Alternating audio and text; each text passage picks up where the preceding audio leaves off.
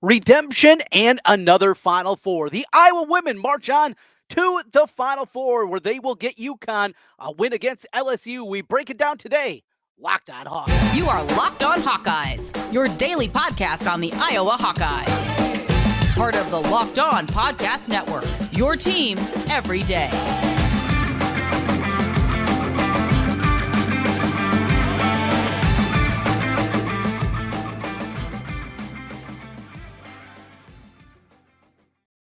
Hey, welcome in. I'm Trent Condon, and this is the Locked On Hawkeyes podcast. Thanks for making Locked On Hawkeyes your first listen every day. We're available wherever you find podcasts, and you can also watch us on YouTube. While you're there, make sure you hit the subscribe button. Helps us get in front of more Hawkeye fans. Well, here we are as Iowa marches on. They get the win against LSU and back to the Final Four for the second consecutive season. Third time in program history that Iowa makes it to the Final Four. This one a 94-87 win against LSU, and this one of the sweetest. After obviously what happened a year ago in the national championship game, LSU behind great shooting in the first half, runs away from the Hawkeyes, and Iowa never could get back over the hump. Got it to 8 in that one in the second half, but never could get closer than that. To have this victory certainly feels incredibly good, sweet, and the redemption tour continues for this Iowa basketball team. Look, Iowa was handed the most difficult bracket this year. Though they earned a number one seed this season of what they accomplished throughout the course of the year, there is no doubt about it. They had the most difficult path to get their ticket and move on to Cleveland in the Final Four. What they had to face going up against a very certainly salty West Virginia team in the round of 32. And we've talked about Iowa's struggles in that game over the last couple of seasons before finally punching through and getting the victory against West Virginia. Then a Sweet 16 matchup against a Colorado team that they saw a year ago in the Sweet 16, returned 4 starters from last year. They easily dispatched them. And then the boss at the end of the level, right? You're playing video games and you got that boss that you got to beat to get to the Final Four, and there stands LSU, the defending national champion, the team that beat you a year ago in that national championship game. Angel Reese is back. They have retooled. They went to the transfer portal and they hit it incredibly hard. They brought in a prolific scorer in Haley Van Lith. They brought in a dynamic inside-outside player in Morrow. And what do? Iowa had a response and ready for them in this one. There's so many storylines and so many different angles that we're going to take throughout the course of the day. But first, we have to start with the GOAT. We have to start with Caitlin Clark and this performance that we saw out of her. Early on in the game, she scores the first 5 points of the game for Iowa.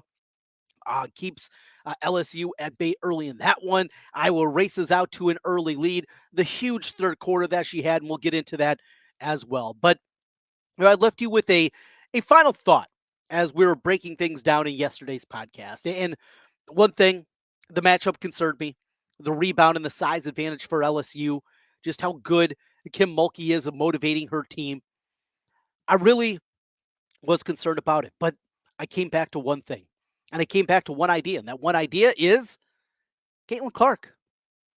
We got 22, and sometimes the simplest answer is the best one. Iowa had 22, and LSU didn't. And that is what you go back to time in and time out. That third quarter performance, 4 3-pointers, and each one deeper than the last, from 24 to 25 to 26 to 30 feet on her final 3-pointer of the quarter. Those 3-pointers gives Iowa the lead that they would never relinquish. We're watching history. We're watching a transcendent star. And though I think every Hawkeye fan knows it and understands it, and just watching the greatness that we see and how lucky we are that she's an Iowa Hawkeye, and how lucky we are that we get to watch her at least one more time and hopefully 2 more.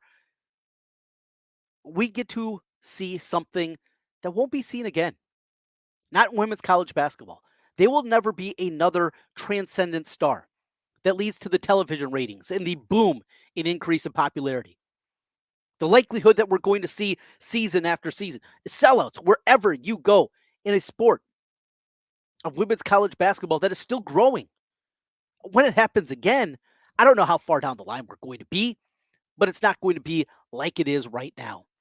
This is different. We're not seeing it by somebody from the coast. We're not seeing it from somebody playing in a power program like a UConn or a Tennessee or a South Carolina. We're seeing it here in Iowa. We're seeing it with an Iowa kid, a young woman that has absolutely captivated not just the state of Iowa, not just the Midwest or Big Ten territory, the country. That's what we get to see with Caitlin Clark. She is one of one. She is her. The numbers that have come out are absolutely astonishing of what she was able to accomplish in this game and obviously throughout the course of her career. Just a few of them for you. Caitlin Clark created, assisted, or scored 73 points in Iowa's win. They scored 94. 73 of the 94 she was responsible for. She also set another record in this game. Caitlin Clark now with the most three-pointers in NCAA women's basketball history. There's another one to add to a file that looks like Bart Simpson's, right? Permanent record. I mean, this thing is absolutely nuts. A little bit more from what we saw. NCAA tournament games, all time. Well, since assists became an official stat, this is from OptaStats. NCAA tournament games with a player having 40-plus points and 10-plus assists. Caitlin Clark has 2 of those. It's pretty good. 40 points, 10 assists. All other men's and women's basketball players since 1985, since the mid-'80s, when assists became an official statistic, 0. Goose egg. Nobody's done it. She's done it twice. She did it against the defending national champion. She did it against what many people felt a year ago was the unbeatable team in South Carolina. She is amazing. There's just so many of these. Final stats tonight. Another one from OptaStats for Caitlin Clark. 41 points, 12 assists, 9 3-pointers, 7 rebounds, 2 steals. No other NBA, WNBA, or Division I men's or women's basketball player in the last 25 years has got to those numbers in a single game. We are seeing greatness. We'll see greatness that will never be duplicated. Could there be another player that comes along and becomes a better player and breaks the records? Possibly. But they're not going to be transcendent. They're not going to be what Caitlin Clark has become. And as I said in yesterday's podcast, every day, as you know this, every time that it feels like there's a big moment or a moment too big or that things just aren't going well, 22 has the answer. She had it again, and Iowa moves on to the Final Four. How did Iowa get here? Let's break down the game. We'll get into that as we continue here on Locked On Hawkeyes. So much more. We'll, of course, preview a little bit of the Final Four and give you a sneak peek at the matchup against UConn on the other side of the bracket. The early game on Friday evening, it will be NC State, the number 3 seed. After their win against Texas, they get South Carolina, undefeated a year ago until Iowa faced them in the Final Four. Should be a great environment in Cleveland and really looking forward to that. But we got to break down this game. We got to look at it, all the angles and that week, what we have for you here today as we have you covered. Stay right there. We continue Locked On Hawkeyes. When you're hiring for your small business, you want to find quality, qualified professionals that are right for the role. That's why you want to check out LinkedIn Jobs. LinkedIn Jobs has the tools to help find the right professionals for your team faster and for free. I'm a small business owner. My small business, finding people on a positive note, finding the people that are going to help your company as a small business owner, it is difficult. LinkedIn Jobs simplifies the process for everybody out there. And LinkedIn isn't just another job board. LinkedIn has a vast network of more than 1 billion professionals. It makes it the best place to hire. It gives you access to professionals you can't find anywhere else. LinkedIn does all that while making the process easy and intuitive. LinkedIn knows that small businesses, you're wearing so many different hats, you're doing so many things, you're working on payroll, you're actually doing your actual job throughout the course of the day. You're trying to find that hire. Well, you might not have the time or the resources to make the hire that you need. LinkedIn is constantly finding ways to make the process easier. And even they have launched a new feature that's going to help you write job descriptions, making the process even easier and quicker. 2.5 million small businesses use LinkedIn for their hiring. Post your job for free at linkedin.com/lockedoncollege. Again, that's linkedin.com/lockedoncollege to post your job for free. Terms and conditions apply. Trent Condon back with you once again here on the Locked On Hawkeyes podcast. Thanks for making Locked On Hawkeyes your first listen every day. We are with you every day. That's what we do here across the Locked On Network, and we got more Hawkeye hoops to talk about as the Iowa women march on with the victory. So let's take a look back at the game. And this is a fun one to revisit, fun one to go back on the DVR after watching the game with the kids and the wife tonight. It was so much fun. Just being able to share this. I've relayed this story before about my daughter and myself making our trip down to Dallas last year and being able to be there in person for the win against South Carolina. If you have the opportunity and if you have the funds to do it, make it happen in Cleveland. It is absolutely an incredible experience. The NCAA, many things that we can derive the NCAA about, the way they put on an event, and certainly this event, through the roof, and just incredible what they did, not just in the game and obviously in the arena and everything, the lead up, but just what they did with the other aspects to it. Absolutely amazing. So Iowa jumps out early. Mentioned Caitlin Clark has the first 5 points for the Hawkeyes. They jump out to a 5-2 lead. It's 12-4, and a couple of other big plays. 17-9. Kim Mulkey's out on the floor. Nearly a steal. I think it was Gabbie Marshall, if memory serves, that nearly had the steal on the inbound pass. She was trying to call a timeout. Ball was deflected out of bounds, and then finally Mulkey got that one. I said, oh boy, here we go again. After last year's just embarrassing performance out of Kim Mulkey on the sideline and being on the floor throughout the course of the game, she was, for her standards, subdued. She was still fired up. She still does the Kim Mulkey things, but at least she wasn't on the floor. And that was the thing that drove me nuts. The motivational aspects that she used, all right. Great coaches use them, and she does that. It bothered me, and I know I'm not alone to the nth degree of what she was able to do. But that first quarter, after Iowa jumped out to that 17-9 lead, it was really a whole bunch of LSU doing really whatever they wanted throughout the course of the back half of the opening quarter. Iowa led it 20-14, and then after that, LSU comes roaring back. LSU, in fact, from that point forward, they outscore Iowa. Going forward from that point in the game, in the first quarter, it was 17-6 towards the end of the quarter, and Angel Reese was dominating inside, doing whatever she wanted. The physicality that she plays with, much bigger than Hannah Stuelke. Stuelke started to get in foul trouble, but you started to see towards the end, Addison O'Grady came in. And right when Addison came in, she was ready to go. We've talked about this throughout the course of the season, and I don't think I was alone in thinking that Addison O'Grady was going to be the starting center. You're going to see Stuelke starting at the power forward position, and then you would go from there. And you'd see Molly Davis coming off the bench and Sydney Affolter and on down from there. After a couple of games, that wasn't the case.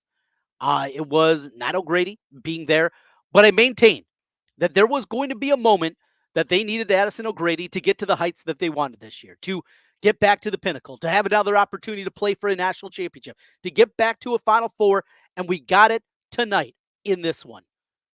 Addison O'Grady came in, brought physicality, brought size, brought strength, was able to beat the bigs down the floor a couple of different times. O'Grady was exactly what I thought we were going to see a lot more throughout the course of the year. But how about being ready to go? Credit to Lisa Bluter and the post coach, Jan Jensen, of what they were able to do. That's difficult for a player that probably thought herself she was going to be a starter this year, and she was going to be a huge part. And we see all the T-shirts out there. We see, of course, all the Caitlin Clark 22 jerseys and everything else. But you see Happy Like Hannah.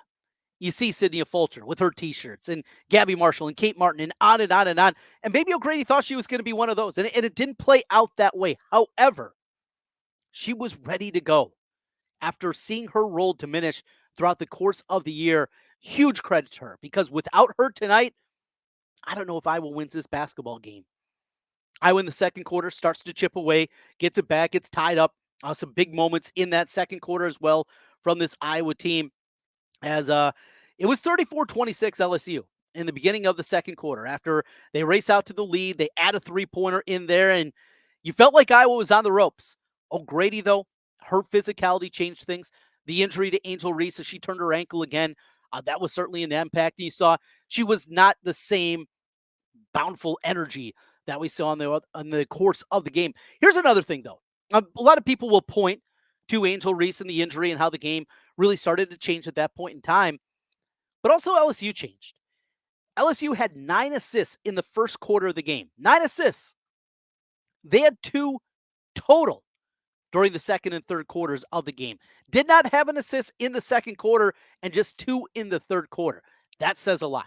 Absolutely right there. What Iowa was able to do on the defensive end and the way that they were able to change what they were doing defensively. And that's, again, a credit to the staff and what they're able to do and get this team going. Another thing, I was cruising offensively. And as we get into the third quarter and as I mentioned, the virtuoso performance from Caitlin Clark in that third quarter, that's going to be a huge part of the highlight reel. The three-pointers getting deeper and deeper and deeper every single time was absolutely amazing. Her ability to put this team on her back, make the plays, make the throw-ahead passes every time. There was that steal, and it looked like it was going to be a fast break. In fact, it looked like it was going to be one-on-one. It was going to be Caitlin Clark going up against Angel Reese trying to race down the floor. Instead, Caitlin slowed it up a little bit, looked like she was going to pull up from the right wing. Instead, dropped a beautiful pass to Sydney Affolter, who laid it in, and Iowa is continuing to roll. How about this one, too, for Angel Reese? Started the game 6 of 8 from the floor, 1 of 12 after that.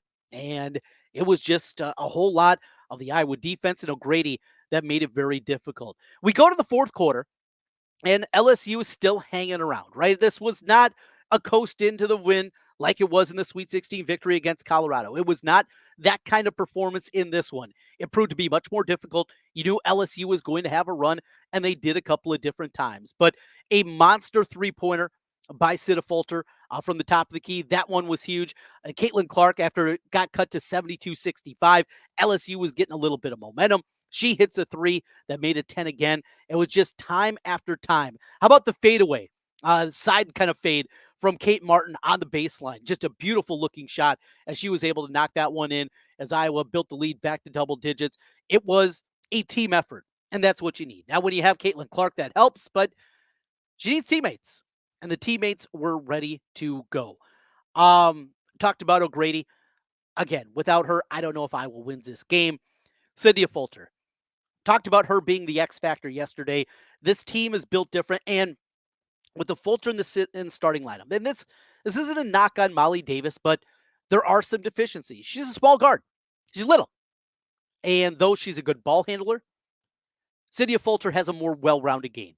She can play inside. She can play outside. She rebounds incredibly well at her size. I mean, you saw her playing tonight. Her and Kate Martin had the assignment on Morrow, which is a difficult one. And they did a pretty good job. And Morrow still finishes with a double-double with 14 and 14, but she was just 7 of 18 from the floor. Angel Reese, 7 of 21. FLAU'JAE Johnson, boy, think of that backcourt. Her and Williams next year, for LSU. Even if Angel Reese moves on, I mean, you got Morrow coming back. That was absolutely incredible. Speaking of kind of scheme and game plan, a lot of credit to the Iowa staff and what they were able to do in the game plan that they came up with here. Kim Mulkey, not a great one. Hailey Van Lith, prolific scorer, good shooter, had to change her role this season. What was she doing guarding Caitlin Clark? I mean, you talk about a bad idea. You talk about a game plan and a scheme that just doesn't make a whole lot of sense. We saw it right away early in the game. Mentioned the first 5 points for Iowa came from Caitlin Clark. Right away in the second half to start things off. What is first 10 seconds? It's Caitlin hitting a three. Those 4 3-pointers, and we saw at times it was Hailey Van Lith just throwing up her arms. What can you do?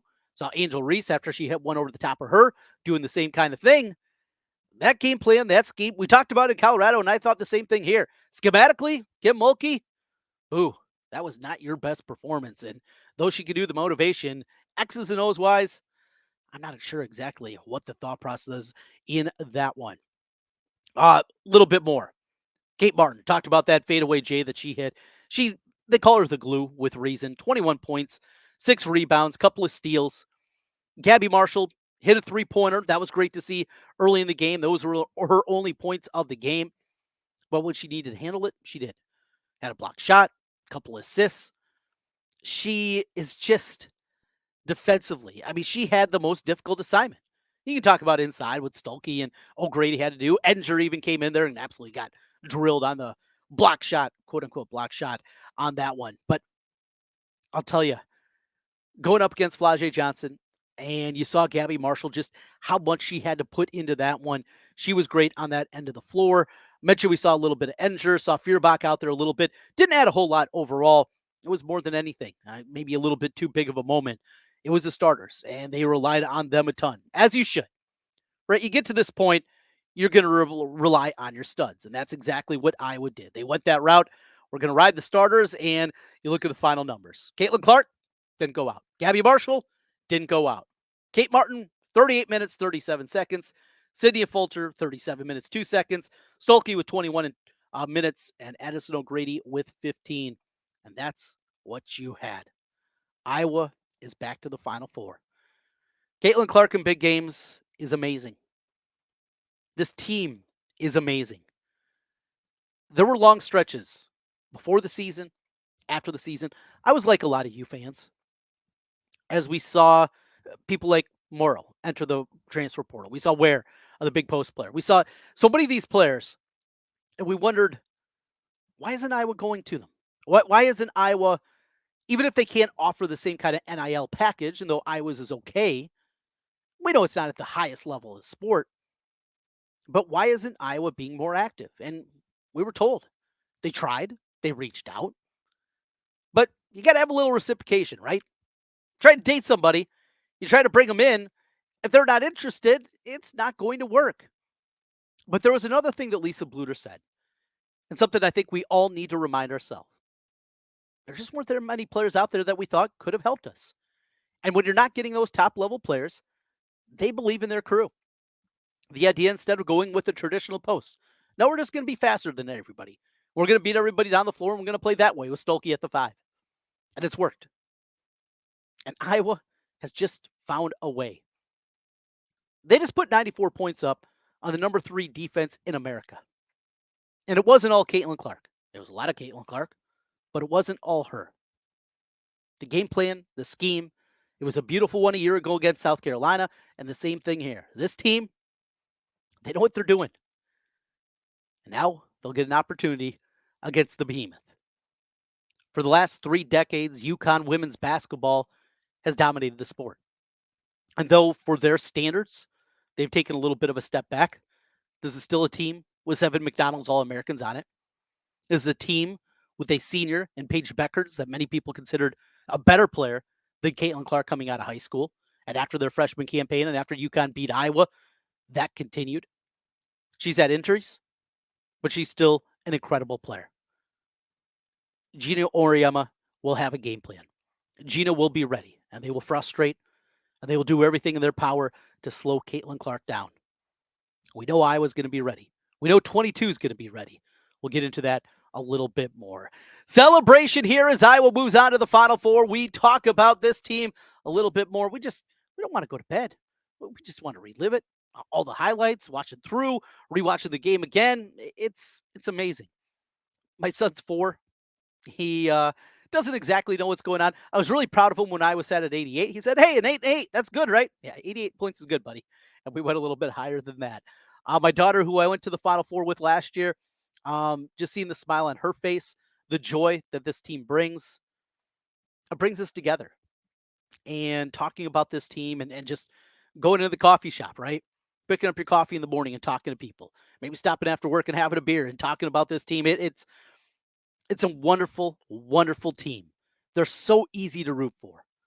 They have personality. They have style. They have flash. They have everything. And they have a transcendent star. It's a good place to be. A little bit more as we continue here. Locked On Hawkeyes.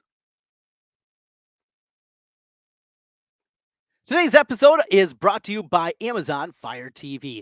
Fire TV is your destination for sports, from live games to highlights to in-depth analysis. Fire TV offers amazing viewing experiences with smart TVs as well as the Fire TV stick that you can plug into your existing TV. Going to provide access to millions of movies and TV episodes, as well as free and live TV. Whether it's opening weekend for baseball or the college basketball tournament, you're going to want to have a Fire TV. Fire TV recently created Fire TV channels to deliver a constant supply of the latest videos from your favorite sports brands, all for free. That includes all of us here on Locked On and most of the big pro leagues and college conferences as well. Fire TV channels lets you dive in to all the game analysis, highlights, and more to keep up to date with the latest in the world of sports, from March Madness, NBA, MLB, and a whole lot more. Not to mention great news, entertainment, gaming, travel, cooking videos as well. Check out Fire TV channels on Amazon Fire TV, or Alexa devices. If you haven't checked out Fire TV channels, you most definitely should. Trust me on this one. To learn more, visit Amazon.com/LockedOnFireTV. That's Amazon.com/LockedOnFireTV. Trent Condon back with you one final time on the Locked On Hawkeyes podcast. While you're here, hit that subscribe button. If you're on the podcast side and just listening, give us a 5-star review. Helps us, as always, get in front of more Hawkeye fans. We just want to keep celebrating this team. Enjoy it. Now, the one disappointing aspect of playing in the second window, if you will, playing on Monday night, is the turnaround is just so quick. Getting to Cleveland, you're talking about a flight, or you can make the drive. For me here in Des Moines, it's like a 10-hour drive to get there. All right, doable. Did it last year, about the same distance down to Dallas. You're also going to go through Chicago, so you got to time that thing out right. But still, speaking of that, we know there's a ton of Hawkeye fans in the Chicagoland area. I know a lot of them are going to be making their way to Cleveland. Tickets are expensive. Make sure to check out the Game Time app for that. But it's worth it. If you can swing it, if you're there financially, it's just so good. It's so fun. It's so entertaining. Seeing the Sea of Hawkeye fans a year ago down in Dallas was amazing. And I've been going to bowl games for decades. I've been following this team. I've been to every Big Ten stadium for a football game, except for the newbies. Sorry. Rutgers, Maryland, haven't been out to those yet. We'll change that in future years when the kids get a little bit older, but been all over the place. And there is something special. And I know every college fan base feels like they are special, and I get that. But I'm a lifelong Iowan. As I approach my 44th birthday here in a little over a week, I love being a Hawkeye fan. I love being a Hawkeye. I love the pride that comes along with it. And though we can argue about what's happening inside of our state borders politically, one way or the other, whatever side you are on, being an Iowan is special. We're flyover country. We're looked down on. People don't expect much, or they confuse us. They think we're the corn state. Well, yeah, we are. Oh, the potatoes? No. Oh, you're Ohio? No. We're Iowa. And to have this Iowa Hawkeye team led by a native Iowan to playing at this level, it's just amazing. It really is. It's something that brings so much joy. And to be able to see this team, because without this victory, this season would have been hollow. If they would have lost tonight to LSU, and they dropped this game again to LSU, Kim Mulkey and Angel Reese, if you would have lost again, there would have been a pit, I think, for all of us thinking back of the season. The Big Ten Tournament Championship was great. A lot of great victories along the way, but it's about what you do in the NCAA tournament. And getting here now, I believe this Iowa team, they've accomplished. Getting here back-to-back years is special. Teams can make a run. You can have a special team. You can have breaks, and Iowa did a year ago in the NCAA tournament. There were no breaks this season. The path that they had to go through to get here was as difficult as anybody. They did it. And now there's another difficult one. The power program of the last 3 decades in college, women's college basketball is UConn. And you got to face them and Gino Auriemma. And if you get past that, you're likely going to be seeing South Carolina that has revenge on their mind, will be undefeated if we get to that on Sunday afternoon. It's all there. We'll break it down. We'll talk about the UConn matchup. We will get into that. It's quick, a quick turnaround, and they'll be making their way to Cleveland. If you can make it there, and congratulations to you. I hope you enjoy it. You definitely will. Hawkeye huddles, so much fun. Wherever you go, stop for a beer beforehand, get a little liquid cheering power inside that belly. Yeah, it's good. It's really good, and enjoy it. We'll enjoy it here each and every day on Locked On Hawkeyes, a whole lot more. We don't just talk women's basketball, though. It does seem that way over the last couple of weeks. We talk about all Hawkeye sports. We mentioned Iowa getting a series win on the baseball field over the weekend, winning the final 2 games against Minnesota. A no-hitter from the softball team on Friday night. We got you covered with spring football. Men's basketball, what's happening with them inside the transfer portal. Recruiting, big time right now for football recruiting, and we got you covered. Your team every day here on the Locked On Network. That's what we do for you each and every day. Hey, also, want to mention, you're watching FS1, ESPN all day, have to turn down the volume with all that shouting that's going on. It's time for you to make the switch to Locked On Sports Today. It's a free 24/7 sports streaming channel programmed for you every day to bring you the biggest stories without all that screaming. Locked On Sports Today brings you can't miss analysis, opinions, and news, streaming 24/7 on YouTube or the free Amazon Fire TV channels app. It's all part of the Locked On Podcast Network, your team every day. We'll be back with you tomorrow with more Hawkeye talk and start to preview the matchup against UConn in the Final Four. Thanks for making Locked On Hawkeyes your first listen every day. We'll talk to you again tomorrow. Go Hawks!